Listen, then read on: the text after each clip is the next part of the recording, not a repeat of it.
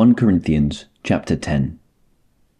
For I do not want you to be ignorant of the fact, brothers and sisters, that our ancestors were all under the cloud, and that they all passed through the sea. They were all baptized into Moses in the cloud and in the sea. They all ate the same spiritual food and drank the same spiritual drink, for they drank from the spiritual rock that accompanied them, and that rock was Christ. Nevertheless, God was not pleased with most of them. Their bodies were scattered in the wilderness. Now these things occurred as examples to keep us from setting our hearts on evil things as they did. Do not be idolaters, as some of them were. As it is written, the people sat down to eat and drink and got up to indulge in revelry. We should not commit sexual immorality, as some of them did. And in one day 23,000 of them died. We should not test Christ, as some of them did, and were killed by snakes. And do not grumble, as some of them did, and were killed by the destroying angel. These things happened to them as examples, and were written down as warnings for us, on whom the culmination of the ages has come. So, if you think you are standing firm, be careful that you don't fall.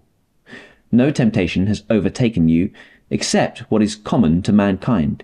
And God is faithful. He will not let you be tempted beyond what you can bear.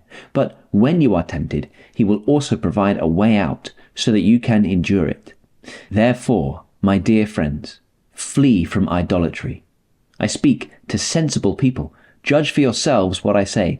Is not the cup of thanksgiving for which we give thanks a participation in the blood of Christ? And is not the bread that we break a participation in the body of Christ? Because there is one loaf, we, who are many, are one body, for we all share the one loaf. Consider the people of Israel. Do not those who eat the sacrifices participate in the altar? Do I mean then that food sacrificed to an idol is anything, or that an idol is anything?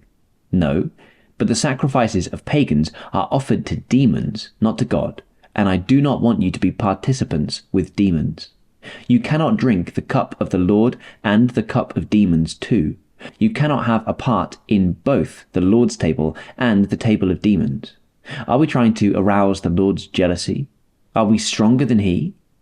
I have the right to do anything, you say, but not everything is beneficial.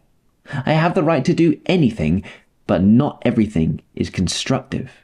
No one should seek their own good, but the good of others. Eat anything sold in the meat market without raising questions of conscience, for the earth is the Lord's and everything in it. If an unbeliever invites you to a meal and you want to go, eat whatever is put before you without raising questions of conscience.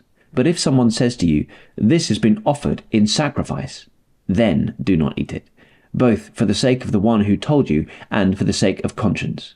I am referring to the other person's conscience, not yours. For why is my freedom being judged by another's conscience? If I take part in the meal with thankfulness, why am I denounced because of something I thank God for? So, whether you eat or drink or whatever you do it all for the glory of God. Do not cause anyone to stumble, whether Jews, Greeks, or the church of God, even as I try to please everyone in every way, for I am not seeking my own good, but the good of many, so that they may be saved.